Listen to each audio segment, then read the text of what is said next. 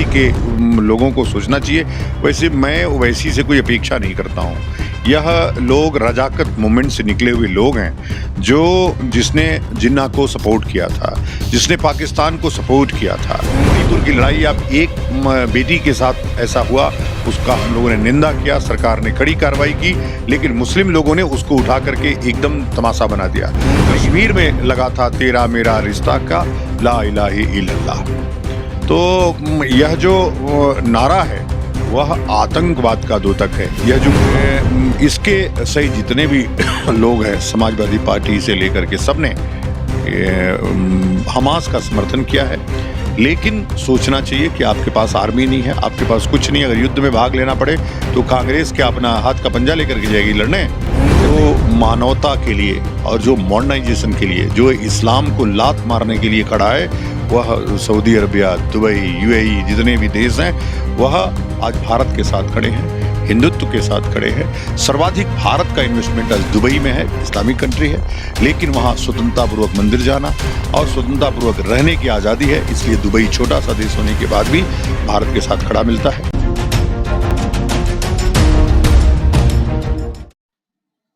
दोस्तों नमस्कार। इस समय पूरे विश्व में एक बहुत ही तेजी से मुद्दा छाया हुआ है, इजराइल और फिलिस्तीन। लगातार यह चैनलों पे मुद्दा जिस पे बात हो रही है और भारत में दो तरह की आवाज़ें उठ रही हैं। पहली तो ऐसी है जो इजराइल के समर्थन में है, लेकिन दूसरी आवाज़ भी उठ रही है। और इसी मुद्दे पे बातचीत करने के लिए हमारे साथ मौजूद हैं सांभवी पीठाधीश्वर श्री आनंद स्वरूप जी। स्वामी जी से बात करेंगे, चर्चा करेंगे कि क्या इस मुद्दे पर वो राय रखते हैं और क्या कारण है जो भारत के लोग, भारत के रहने वाले फिलिस्तीन का समर्थन कर रहे हैं। स्वामी जी बहुत स्वागत है आपका। धन्यवाद। पहले मैं आपसे इस विषय पे जानना चाहूँगा, जिस प्रकार से इजराइल और फिलिस्तीन का मुद्दा है, पिछले एक हफ्ते से वार चल रहा है, निर्दोषों को मारा जा रहा है और भारत में वो लोग हमास के समर्थन में कर रहे हैं, जो कोई कंट्री नहीं, एक आतंकी संगठन है। इस पे आप क्या कहें? देखिए, लड़ाई इजराइल और फिलिस्तीन की नहीं है, ये लड़ाई हमास और इजराइल की है।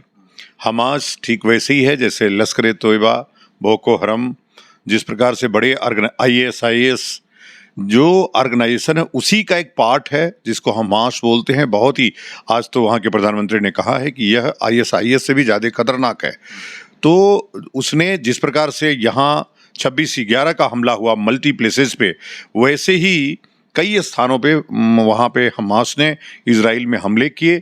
ऐसे निर्दोष लोग, जो कोई डांस कर रहा था, कोई पार्टी कर रहा था, कोई पूजा कर रहा था, ऐसे लोगों पे हमले करके, घरों में घुस-घुस करके, कारों में घुस-घुस करके निरीह और निर्दोष लोगों को मारा गया।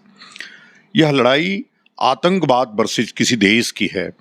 भारत के मुसलमानों को सोचना चाहिए, ओवैसी के लोगों को सोचना चाहिए। वैसे मैं ओवैसी से कोई अपेक्षा नहीं करता हूँ। यह लोग रजाकत मूवमेंट से निकले हुए लोग हैं, जिसने जिन्ना को सपोर्ट किया था, जिसने पाकिस्तान को सपोर्ट किया था। तो इनसे अपेक्षा आप नहीं कर सकते। यह भारत को तो कभी भी हमेशा कमज़ोर करने के लिए जो भी कर सकते हैं वो करते हैं। मणिपुर की लड़ाई अब एक बेटी के साथ ऐसा हुआ, उसका हम लोगों ने निंदा किया, सरकार ने कड़ी कार्रवाई की, लेकिन मुस्लिम लोगों ने उसको उठा करके एकदम तमाशा बना दिया।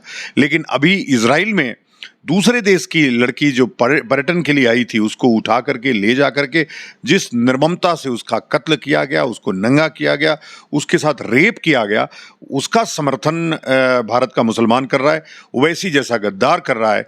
तो मैं बड़ा ही आश्चर्यचकित हूँ कि यह भारत की सरकार उन पर कार्रवाई क्यों नहीं कर रही है।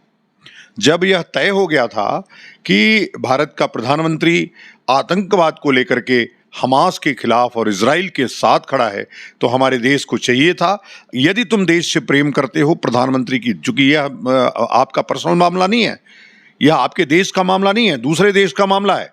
आप कौन होते हैं बोलने वाले? जब देश का प्रधानमंत्री ने सोचा कि हमको इजराइल के पक्ष में खड़ा होना है, तो इजराइल के पक्ष में बोलना चाहिए था। लेकिन कुछ गद्दार जो AMU में और JNU में पलते हैं, वह लगातार तेरा में वही नारा जो कश्मीर में लगा था, तेरा मेरा रिश्ता का ला इलाहा इल्लल्लाह। तो यह जो नारा है वह आतंकवाद का द्योतक है। वो कुछ और नहीं सिखाती, वो कोई भाईचारा नहीं, केवल काफिर सिखाती है। जो अल्लाह को न मारे उसको मारना है। हमास वही काम कर रहा है, ओवैसी भी भारत में वही काम कर रहा है, बस वह राजनीति में कर रहा है, वह आतंकवाद के क्षेत्र में कर रहा है। अंतर इतना ही है। देखिए, जब जरूरत पड़ी तो ओवैसी उन हमास जैसे आतंकवादी के साथ खड़ा हो गया। स्वामी जी, एक और बड़ा मुद्दा है कि भारत देश समर्थन कर रहा है इजराइल का कि आतंक के खिलाफ हम खड़े हैं। भारत ने ये कहा, जबकि कांग्रेस पार्टी लगातार कर रही है, एक अलग से CWC की मीटिंग लेती है और वहाँ पे एक फैसला जो है पारित होता है और कहा जाता है हम फिलिस्तीन के समर्थन में हैं। तो आपको नहीं लगे जब प्रधानमंत्री इस मुद्दे पे देश का प्रधानमंत्री बोल रहा है कि हम आतंकवाद के खिलाफ खड़े हैं और दूसरी तरफ विपक्ष प्रधानमंत्री के खिलाफ जाके फिलिस्तीन का समर्थन कर रहा है, कैसे देखते हैं आप इसको? नहीं, मैंने तो बोल ही दिया ना कि यह देश की जो अभी इंडिया बना है, इंडिया गद्दारी का प्रतीक है, भारत राष्ट्रवाद का प्रतीक है। यह जो भारत वर्सेस इंडिया अभी भारत में ही हो रहा है, वह जो इंडिया के लोग हैं वो अंग्रेजों के साथ खड़े हैं, इस्लामिक मुल्लों के साथ खड़े हैं, आतंकवादियों के साथ खड़े हैं शुरू से। इसलिए एक ही जुबान जितने इंडिया के नेता हैं, ओवैसी सहित, ओवैसी भी अभी इंडिया में सम्मिलित नहीं हुआ है चूंकि उसको छुटभैया नेता समझते हैं सब इंडिया वाले, इसलिए उसको सम्मिलित नहीं किए। लेकिन इसके सही जितने भी लोग हैं, समाजवादी पार्टी से लेकर के सबने हमास का समर्थन किया है। लेकिन सोचना चाहिए कि आपके पास आर्मी नहीं है, आपके पास कुछ नहीं। अगर युद्ध में भाग लेना पड़े तो कांग्रेस क्या अपना हाथ का पंजा लेकर के जाएगी लड़ने? जब देश का प्रधानमंत्री कह दिया कि हम इजराइल के साथ हैं, जरूरत पड़ेगी तो हम सेनाएं भी भेजेंगे, तो उसको सुनना चाहिए। इसको किसी धर्म विशेष से जोड़ करके नहीं देखना चाहिए। यदि हमास का आप समर्थन करते हैं तो कल आप ISIS का भी समर्थन करेंगे, मोहम्मद उसका जो लश्कर ए तोयबा का वो है उसका समर्थन करेंगे, आप पाकिस्तान का समर्थन करेंगे, आप तालिबान का समर्थन करेंगे। जिस प्रकार यहाँ भारत के लोग तरह तरह के सोशल मीडिया पे शब्द कह रहे हैं, कोई हंस रहा है जब इजरायली मारे जा रहे हैं तो कई लोग प्रसन्नता व्यक्त कर रहे हैं, लॉफिंग रिएक्शन दे रहे हैं, खुश हो रहे हैं, तो आपको लगता है कि ये जो वहाँ के मुसलमान हैं यहाँ के मुसलमानों को तरजीह देंगे, इनको मानते होंगे मुसलमान लोग? नहीं, वो तो कह चुका है, जहाँ से इस्लाम पैदा हुआ है सऊदी अरबिया से, वहाँ का शेख कह चुका है कि भारत के मुसलमान नहीं हैं, क्योंकि यदि मुसलमान होते तो हिंदुओं के साथ खड़े होते हो। और आज सऊदी अरबिया ये दिखाया है, और इसने गीता को अरबी और फारसी में रूपांतरित करा के स्कूल में अनिवार्य विषय के रूप में लिया है।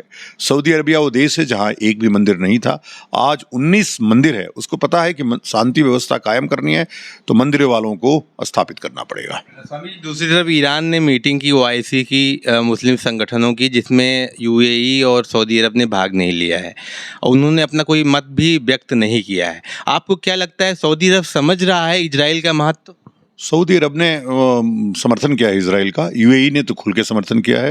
आपको देखना चाहिए उसका, इजराइल का, और समर्थन करना चाहिए। जो मुस्लिम कंट्री हैं, जो मानवता के लिए और जो मॉडर्नाइजेशन के लिए, जो इस्लाम को लात मारने के लिए खड़ा है, वह सऊदी अरबिया, दुबई, UAE जितने भी देश हैं वह आज भारत के साथ खड़े हैं, हिंदुत्व के साथ खड़े हैं।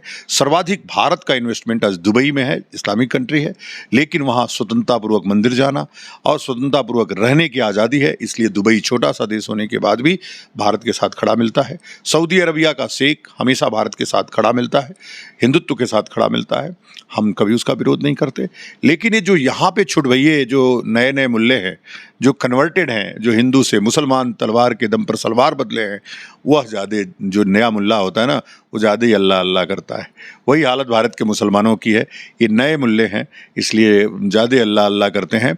लेकिन यह जो इजराइल का मामला है, इसमें अल्लाह का कोई दोष नहीं है। दुनिया के जितने आतंकवादी संगठन हैं वो सब इस्लामिक संगठन है, कोई हिंदू संगठन नहीं है, कोई क्रिश्चियन संगठन नहीं है, कोई यहूदी संगठन नहीं है। लेकिन जितने भी आतंकवादी संगठन है दुनिया में, सब इस्लामिक संगठन है।